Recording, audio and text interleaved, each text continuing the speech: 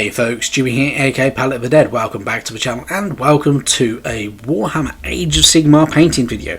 Now, as per usual with all these videos, if you like them, hit the like button, subscribe to the channel if you haven't already, and of course drop a comment down below.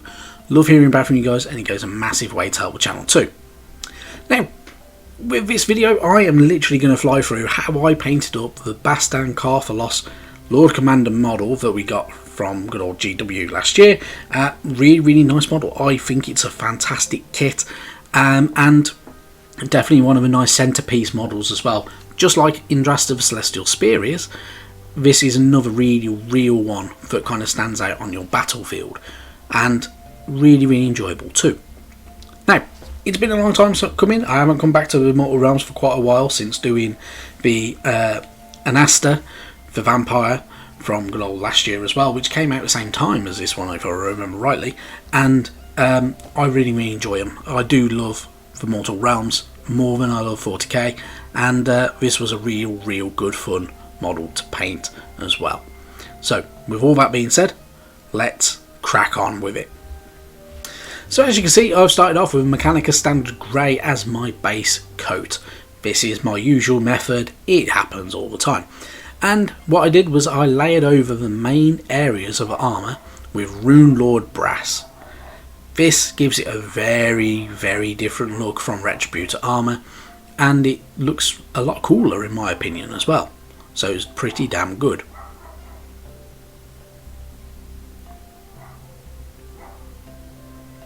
When all that was dry, I layered over with good old Reikland Flesh Shade. This adds a lot of warmth into all them recess areas and darkens a few bits down. It actually makes everything look very golden with that Rune Lord brass as well, which is quite a nice little effect that it actually does. And then when that was dry, I layered over with Liberator Gold. Liberator Gold is a light gold colour, so it's a lot more silvery, and it's pretty damn cool. It looks very nice, especially over Rune Lord brass and stuff like that, so it makes it stand out very well. And I felt like Bastian Carthalos needed to have a very similar armour to Indrast of the Celestial Spear as well. And then when that was done, I used Lead Belcher over the kind of the scale mail area of the skirt and them lightning bolts down the sides of that area as well, just because I wanted them silver. So what I always find is if you try to go Stormhost Silver over a darker colour, it looks a bit streaky, it looks a bit horrible, and it doesn't go very well. I always find that a bit of Lead Belcher works wonders though.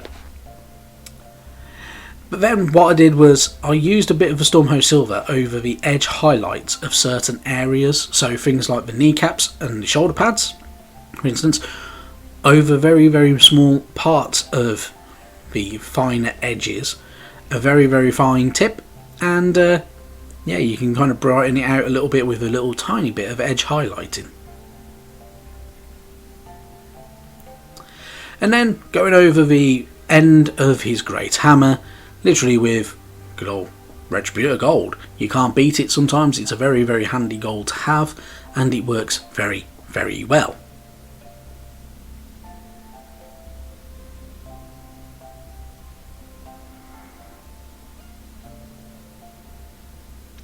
And then what I did was I layered over with some Norn Oil over that scale mail area, just to darken down all them recesses and make the silver stand out a lot better. And then once that was dry, I layered over with Stormhost Silver over that area, because it then adds to it and brightens up them scales individually.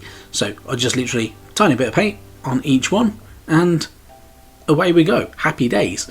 It works very well, and it does exactly the job that I intended it to do, in all honesty. And then it was time to paint up all them kind of recessed areas. Now, for recessed areas, you can paint these individually if you wanted to with a single colour. What I found though, using Ethematic Blue, the contrast paint over that area, because it works kind of like a kind of glaze and like a gel paint really. It sits in them recesses and it looks very bright, and you can just highlight over with Stormhost Silver back over the edge of the hammer, and you're bringing it back to being silver. So you just leave them edges as a faint blue, so it gives it that kind of ethereal kind of look behind it as well, like there is some kind of power hidden away in there, which is pretty damn cool. And then it's time to paint the actual shaft of the hammer itself. I used corn red for this. It's a very simple technique. It's the most standard technique. It gives it a red leather effect that you can get with it, and it's just does exactly the job that you need it to do. You don't need it to be pinpoint precision, but it can work very well. Now, there are these little jewel highlight areas and these accent areas on the model itself. What I did was, the one on the armour, I layered over with Stormhost Silver, and then I went over with Blood Angels Red, and I also did the one on the two on the hammer with the same method, and it gives it a very metallic red kind of jewel kind of look on there as well. Then painting up over things like leather straps and belts and stuff like that, I used Dryad bark, in all honesty. Very, very handy, including the things like the little pouch and stuff like that on his side. This works very, very well. It makes it look like brown leather, which is exactly kind of what you want sometimes, and it does a very, very good job of it. And you can highlight it using something like Gorthal Brown if you wanted to, just to kind of give it that like little scuffed look. And then it's time to paint up things like the cloak. So the cloak I layered over with Nagaroth Knight. This is to bring it in line with my lines of Sigmar, Stormhost, and it works very, very well, in all honesty. I really, really enjoy that paint scheme. It's a nice paint scheme. It works wonders, and it's very, very nice as well. Having that kind of shades of purple does work quite nice. And then you need to highlight certain areas, so I used a mix of Nagaroth Knight and Xerxes purple to kind of bring up a slight highlight and kind of give it a more of a gradient tone. So going over the flat areas and not into the recessed areas, you can bring it back a little bit highlighter, and then you go a little bit further with a bit more Xerxes purple overall, and then highlight a smaller section of each flat area to kind of highlight it even further, and you can keep going and keep going and keep going, and this will blend in very, very well over time, and you can make it look very, very nice overall. And I personally, I like the effect that came with that kind of skirt and cloak and stuff like that. Then it's time to do the inside of a cloak, and I use Corax White as a base coat. It's very, very simple. It stands out a mile. Just be very, very careful around the edges, because you don't want to ruin what you've done on the back side of it. But if you do, you just need to go back over with a bit of one of the colours to kind of just touch that area up again. And then because it has that kind of pattern on the inside with the hammer and the gold kind of lining around the edge of the cloak, I just used Retributor armour on it. It worked wonders. It did a very, very nice job. One thing I have also just remembered that I didn't mention then is the cloak, to get that kind of grey accent to it, Apothecary White contrast paint and then Corax White back over the top of it will give you all that shading on the inside and make it look very, very nice as well. And that is generally it. Now, a couple of things I didn't record. I didn't record painting the head because it's a small section and the camera I use is not good enough to pick it up very well.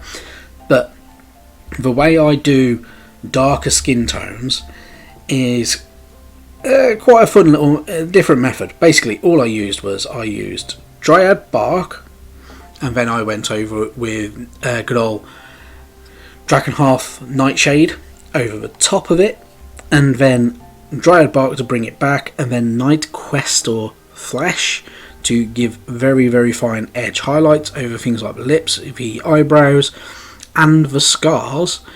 For the scars, to add an extra highlight to it, a little bit of a dot of good old Night Questor with good old Kislev Flesh, for instance, brings it up very, very nicely, makes it look like it's a more pronounced fresh scar.